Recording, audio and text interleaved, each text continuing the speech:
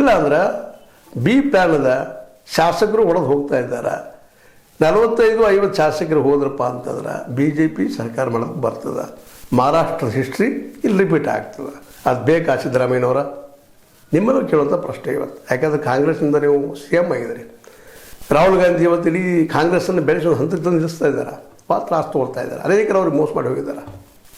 ಒಳ್ಳೆಯ ವ್ಯಕ್ತಿ ಆಗಿದ್ದಾರೆ ಅವರು. ಇವತ್ತು ನಾಡು ಸುತ್ತೋದ್ರಿಂದ ಪಾದಯಾತ್ರೆ ಮತ್ತು ಬಸ್ ಯಾತ್ರೆ ಮೂಲಕ ಕಾಂಗ್ರೆಸ್ಸನ್ನು ಒಂದು ಎತ್ತು ಪ್ರಯತ್ನ ಮಾಡ್ತಾರೆ. ನೀವು ಸಹಾಯ ಮಾಡಿರಿ. ಮುಖ್ಯಮಂತ್ರಿ ಅನ್ನೋದ್ರಾಗ ಏನು ಆಗ್ತದೆ? ಆಯ್ತಲ್ಲ, ರೆಕಾರ್ಡ್ ಮುರಿದ್ರಿ ದೇವರಾಜ್ ಅರಸರದು ಅಲ್ವಾ?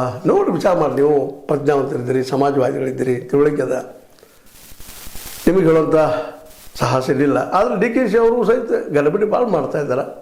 ದೊಡ್ಡ ದೊಡ್ಡ ಮಾತು ಮಾತಾಡಿದರು ಡಿ ಕೆ ಶಿ ಅವರು.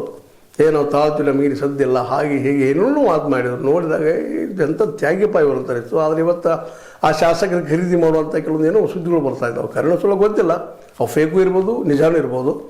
ಅವು ಸುದ್ದಿ ನೋಡಿದಾಗ ಇವರು ಡಿ ಕೆ ಶಿ ಇನ್ನೊಬ್ಬ ಡಿ ಕೆ ಶಿ, ಇನ್ನೊಬ್ಬ ರಾಜಕಾರಣಿ ಸಾಮಾನ್ಯ ಅಂತ ಅನ್ನಬೇಕಾಗ್ತದೆ.